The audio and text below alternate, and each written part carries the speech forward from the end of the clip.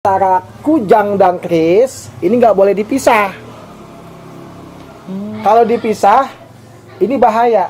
Makanya Belanda ini memisah kujang dan keris. Kujang buat orang Sunda, keris buat orang Jawa.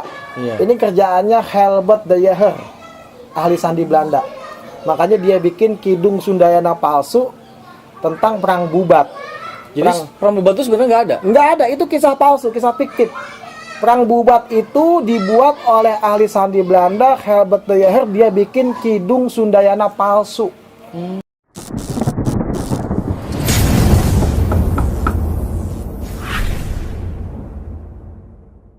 Assalamualaikum warahmatullahi wabarakatuh. Alhamdulillahirabbil alamin. Asyhadu an la ilaha illallah wa asyhadu anna Muhammadar Rasulullah. Allahumma sholli ala sayyidina Muhammad wa ala ali sayyidina Muhammad amma ba'du.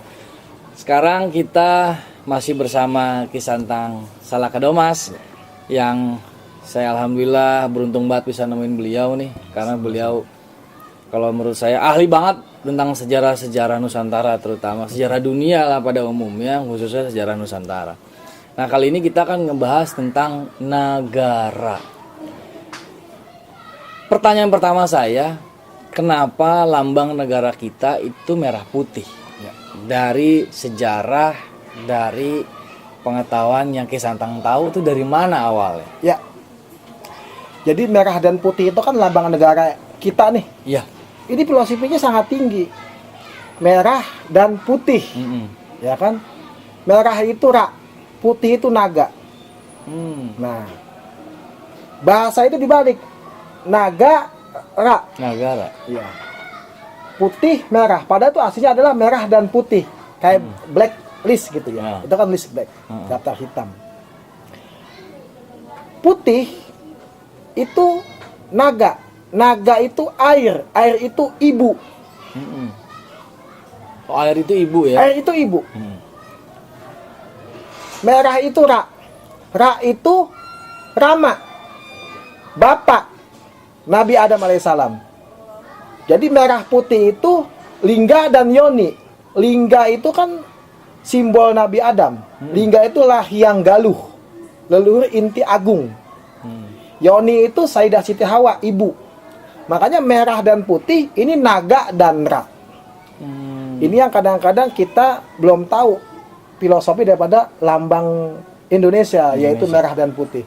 Padahal itu lambang dari zaman Nabi Adam. Oh. Ketika Nabi Adam menjadi Rama, lalu Nabi Sid menjadi Ratu. Jadi awal pertama sistem pemerintahan di dunia, yaitu di zaman Nabi Sid dan Nabi Adam. Nabi Sid yaitu Rasi yang menjadi Ratu, lalu Nabi Adam itu menjadi Rama. Itu lambang negaranya adalah merah dan putih. Nah, sebentar. Kenapa akhirnya di benderanya Nabi Muhammad itu hitam dan hijau? Ya, karena hitam dan hijau itu lambang tuanya, fase yang sudah akhir. Oh. Putih itu kalau tua itu menjadi hijau. Kita lihat air itu kalau sudah lama Lumutan. Hijau. Lalu merah saking tuanya menjadi hitam. Batu Yaman. Iya, benar. Di center merah dilihat hitam. Jadi di zaman Nabi Adam itu merah dan putih, di zaman Nabi Muhammad hijau dan hitam. Oh. Putih jadi hijau, merah jadi hitam. Makanya benderanya Nabi Muhammad itu dua warna, hijau dan hitam. Benderanya Nabi Adam merah dan putih. Nah, ini menegaskan bahwa Nabi Adam itu ada di Nusantara, lambang negara kita merah dan putih. Naga dan Ra. Oh. Itu berkaitan bukti-bukti sejarahnya?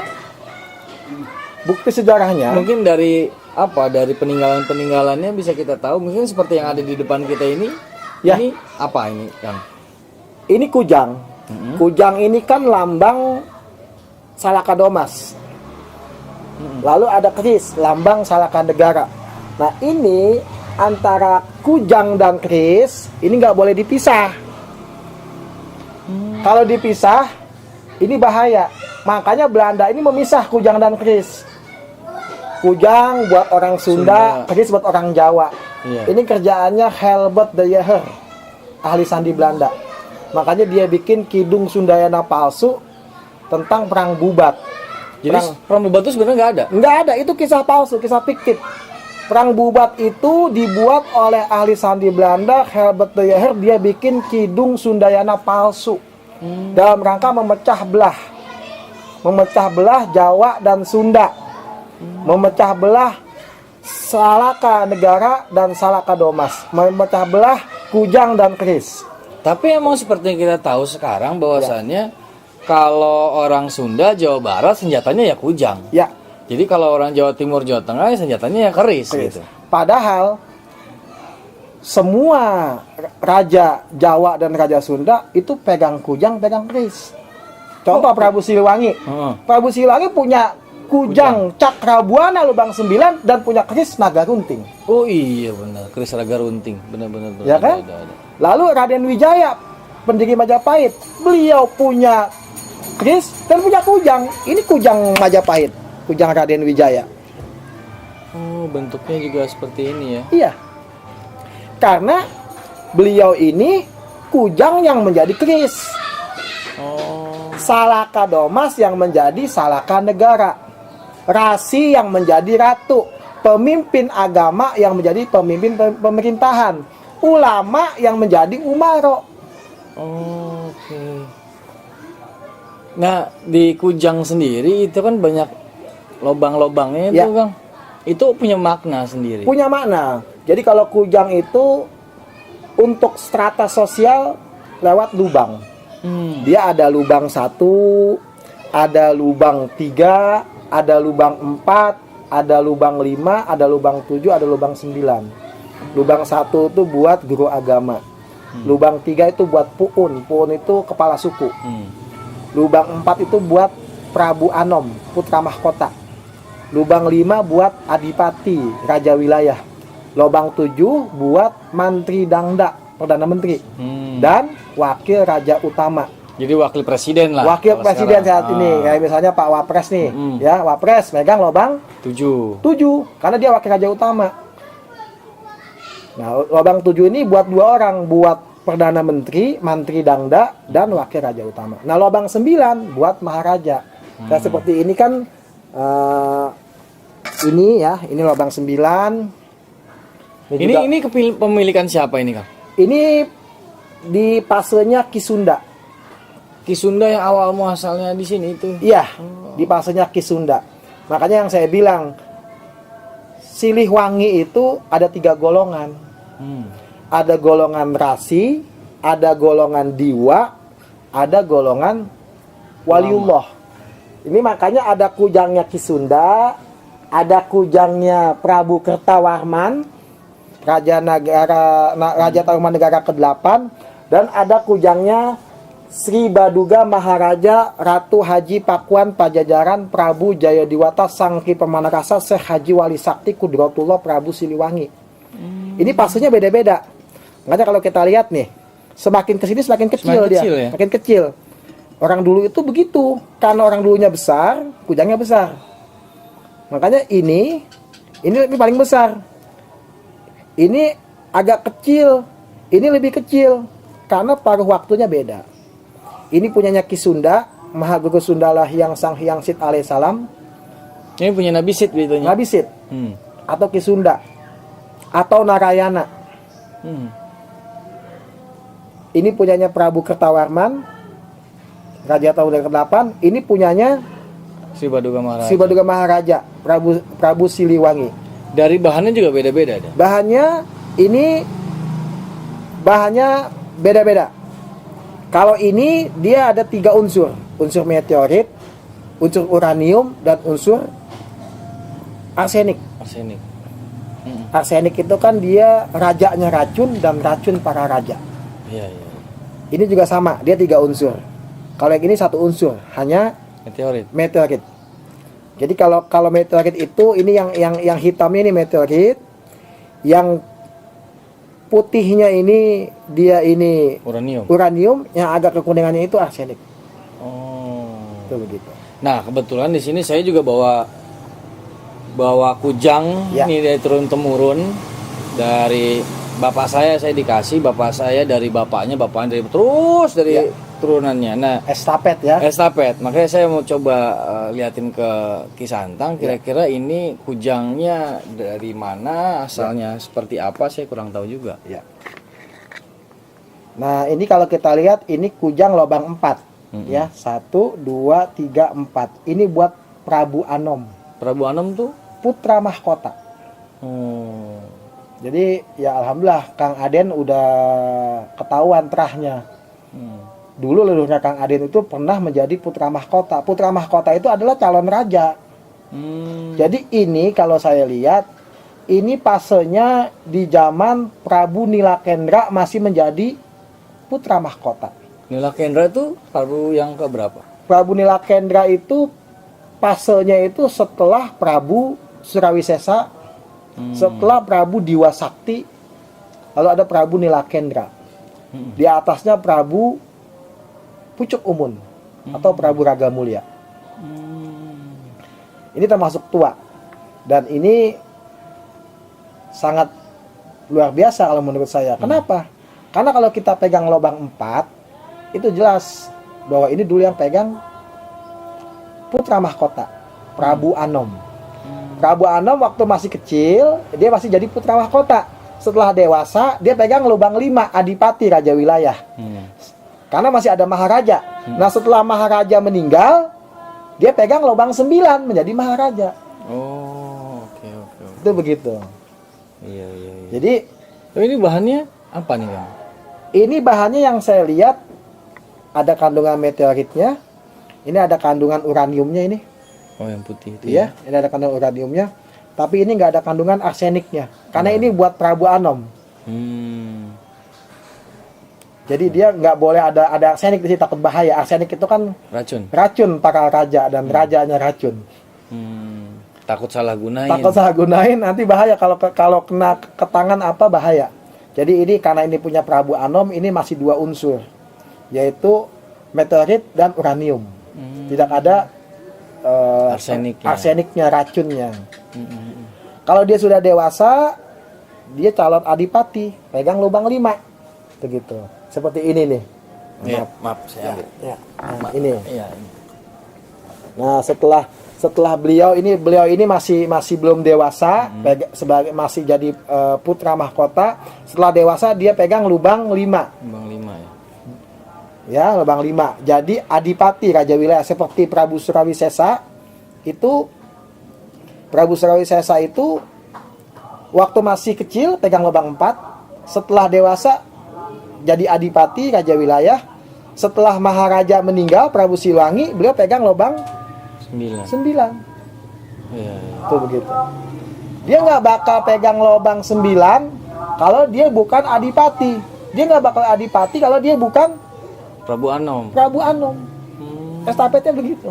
Oh, iya. Saya baru tahu nih di sini, makanya dibongkar. Terima kasih banget ya. Jadi saya tahu sebenarnya ini saya disuruh pegang aja. Ini apaan Pak? Udah pegang aja, udah turun-temurunnya begitu. Nah, sejarahnya sendiri saya tidak tahu gitu. Nah, makanya inilah keberkahannya kita silaturahmi. Jadi kita tahu dong, oh jatuhnya leluhur kita dulu waktu dulunya itu jadi Prabu Anom, jadi putra mahkota.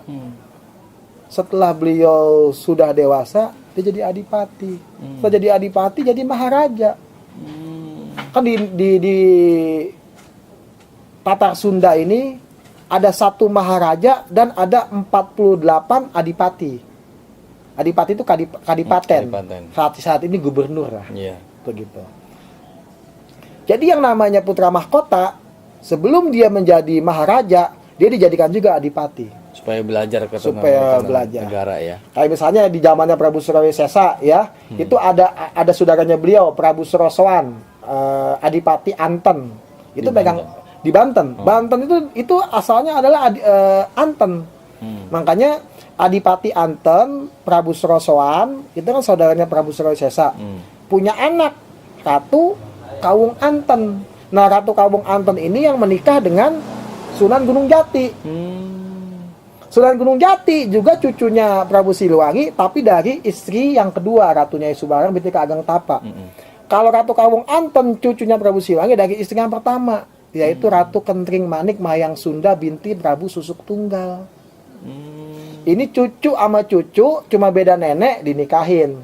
Ratu Kawung Anten menikah dengan Sunan Gunung Jati. Punya anak Ratu Wulung Ayu yang dinikahkan oleh Raden Fathahilah mendirikan Jayakarta. Lalu Sultan Hasanuddin Al-Bantani mendirikan Kesultanan Banten. Makanya di situ istananya masih bernama Istana Srosohan karena berisbat kepada nama kakeknya beliau, yaitu Prabu Srosohan lewat neneknya beliau, yaitu Ratu Kawung Anten, anaknya Adipati Anten. Jadi luar biasa kalau antum pegang lobang 4 putra mahkota. Wes. Cuman masalahnya rajanya udah nggak ada. Jangan khawatir. Siklus kehidupan itu berjalan. Iya. Siklus kehidupan itu berjalan. Iya. Ada siklus secara Islami yang disebut tilkal ayyamu nudawiluha bainan nas. Ada siklus tentang cokro-manggilingan. Kalau bahasa Sundanya cakra-manggilingan. Ini siklus kehidupan. Kita jangan lebih jauh dulu ke sono karena tema kita adalah negara. Jadi kita lebih ngomongin soal negara. Nah, mengenai lambang-lambang yang lain yang ada di Indonesia itu berkaitan erat dengan apa sebenarnya? Semua berkaitan dengan ajaran leluhur. Kayak tadi nggak taunya merah putih ini adalah Adam dan Hawa. Putih itu ibu. Hawa, Sayyidah Siti Hawa. Merah itu Nabi Adam. Lingga, ya. Naga dan Ra. Naga itu putih, air, ya. Ibu, Sayyidah Siti Hawa. Ra itu Eyang Sastra. Jadi sebenarnya bisa dikesimpulan kalau misalnya Pulau Jawa lah. Pulau Jawa berarti dari satu keturunan yang sama gitu. Jadi bisa dibilang orang Jawa adalah orang Sunda adalah orang Jawa. Betul. Karena Jawa dan Sunda itu menggunakan bahasa Kawi. Makanya dulu ada Jawa Kawi, ada Sunda Kawi. Wana jadi Wono, Mangga jadi Monggo, Rama jadi Romo. Ini kan cuma masalah lahjah, penyebutan. Tapi ini satu bahasa Kawi. Itu begitu. Terus kenapa kayak misalnya kalau saya ya pribadi suka dibilangin sama orang tua dulu, jangan nikah sama orang Jawa. Kalau kamu laki-laki, nanti perempuannya Jawa kita kalah. Kecuali kitanya perempuan, dianya laki-laki, kita menang. Itu sebenarnya bahasa itu turunnya munculnya di kapan? Di itu mana muncul setelah adanya kisah palsu tentang perang Bubat yang dibikin oleh Helbert de Jager pada tahun 1682. Dia bikin Kidung Sundaina palsu. Itu dalam rangka memecah belah Jawa dan Sunda. Jadi supaya orang Sunda ngeliat orang Jawa sebel, orang Jawa ngeliat orang Sunda sebel. Karena kalau dia ini kawin, ini bahaya. Belanda paling takut kalau Jawa sama Sunda kawin. Kenapa takutnya? Kalau kawin itu anaknya jadi luar biasa. Contoh ya, perkawinan Raden Purbakawasa bin Sang Lumah Prabu Purbakawasa dengan Ratu Boko. Itu menjadi negeri Sabah. Lalu pernikahan Pangeran Galuh dengan Putri Kalingga, punya anak Raden Sanjaya, mendirikan Mataram kuno. Lalu pernikahan Pangeran Sunda dengan Putri Singosari, punya anak Raden Wijaya, mendirikan Majapahit. Nah, ini Belanda tahu, wah bahaya nih kalau Sunda sama Jawa kawin. Jangan sampai dia kawin, bikin dia pada kesel. Karena kalau kawin, anaknya itu minimal cerdas. Saya alhamdulillah nih, bapak saya Sunda, ibu saya Jawa. Ibu saya Jawa. Cerdas banget, semuanya dia hafal ada di sini. Ibu saya Jawa Tengah. Saya makanya alhamdulillah, ini penyatuan Naga dan Ra, Jawa dan Sunda, Kujang dan Kris. Ini juga buat informasi juga buat sahabat AB Channel. Jadi Kisantang Salakadomas ini salah satu cicit dari Syekh Muhammad Yusuf, salah satu ulama besar yang ada di daerah Depok ya. Nah, beliau juga sedikit ngebahas nih masih soal negara. Misal negara kecilnya misalnya Depok. Depok itu kata dari mana asalnya Depok? Banyak orang masih nggak jelas tentang sejarah Depok Ya. sebenarnya. Jadi Depok itu kan dipakai oleh Belanda dengan makna dia, ya. Tapi Depok itu di pas kerajaan itu Padepokan, karena ini adalah Padepokan dulunya. Nah, di masa megalitikum Depok itu adalah Dapaka. Oh, Dapaka. Dapaka, Da itu keagungan, Pa itu tempat, Ka itu menuju. Jadi Depok adalah Dapaka, Dapaka adalah Kapada. Jadi tempat menuju keagungan. Oh, makanya setiap orang dari Cirebon mau ke Bogor pasti lewatin sini karena ini tempat menuju keagungan Tempat itu, menuju keagungan. ke Gunung Salak, Iya, ke gunung mana itu gitu. begitu. Oh, oke. Ini baru lagi informasi baru lagi yang kita dapetin. Dan jangan salah, ini terbukti ya, kayak Dandim Depok, Polres Depok. Kalau dia mengejabat di Depok, karirnya itu bagus. Dulu misalnya Kapolres Depok, Pak Gatot, jadi Wakapolri. Pak Adrius ya, jadi bintang 3 juga. Begitu juga Dandim. Pokoknya Depok ini berkah lah, karena tempat menuju keagungan. Oh, saya jadi warga Depok, insya Allah saya menuju keagungan juga ya. Amin, insya Allah. Bro, terima kasih banget nih buat Kisantang udah ngobrolin tentang negara. Mungkin ada sedikit petuah kecil atau kesimpulan kecil dari Kisantang mengenai tema kita kali ini yaitu tentang negara, bisa disampaikan ke teman-teman di sini. Ya, saya mohon kepada kawan-kawan ya, jangan lupa tentang lambang negara kita, merah dan putih itu. Itu adalah lambang Nabi Adam dan Sayyidah Siti Hawa, lambang bapak dan ibu. Jadi kita mesti selalu ingat itu. Jangan kita nggak mau hormat sama merah putih, itu kita hormat sama orang tua kita, sama bapak ibu kita. Begitu kan, ridhollahi fi ridho walidaini wasutullahi fi suti walidaini. Itu penghormatan kepada bapak dan ibu. Bukannya kita nggak sujud sama bendera kok, tapi kita menghormat kepada lambang negara kita. Nggak taunya lambang negara kita itu filosofinya sangat luas. Itu adalah bapak ibu, Nabi Adam, Sayyidah Siti Hawa, merah dan putih, lingga dan yoni, ibu dan bapak. Yang pasti jangan pernah lupakan sejarah. Dan kalau kita selalu berantem mengenai senjata keris, senjata kujang, jangan pernah bermasalahkan, tapi cari kenapa hal itu bisa terjadi. Seperti tadi Kisantang bilang bahwasannya zaman dulu kujang sama keris itu tidak bisa dipisahkan. Tidak bisa dipisahkan. Nah, kenapa sekarang dipisahkan? Nah, itu jadi pertanyaan kita tuh. Dan kita harus balik lagi ke sejarah, jangan sampai kita mau dipecah belah gitu. Betul. Kalau kita mengikuti ego, kita kemakan hoax. Iya. Ya kan? Orang Sunda kujang, orang Jawa keris. Lah, padahal Prabu Siliwangi punya naga runting, keris naga runting. Ya, Raden Wijaya punya kujang. Karena memang beliau itu rasi yang menjadi ratu, kujang yang menjadi keris. Salaka Domas yang menjadi salaka negara. Ini yang kita kadang-kadang nggak mau mengupas sejarah, kita kena hoax. Iya. Makanya kita minta banget buat teman-teman sahabat AB Channel, jangan gampang termakan isu lah. Yang pasti kita harus cari tahu, bacalah sekeliling kita, perdalam sejarahnya, karena orang yang mengenal sejarah adalah orang yang orang yang paling bagus adalah orang yang mengenal sejarahnya gitu kan.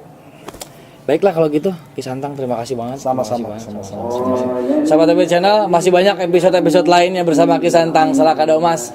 Tapi untuk episode kali ini kita selesaikan dulu tentang negara. Silakan di komen di bawah, mungkin ada pertanyaan apapun nanti saya akan coba sampaikan ke Kisantang. Jangan lupa like juga, di subscribe juga, di share juga kalau perlu, karena ini adalah sebuah wawasan yang bisa menambah wawasan kita mengenai sejarah Nusantara tentunya. Sekian dari saya, assalamualaikum warahmatullahi wabarakatuh. Waalaikumsalam warahmatullahi wabarakatuh.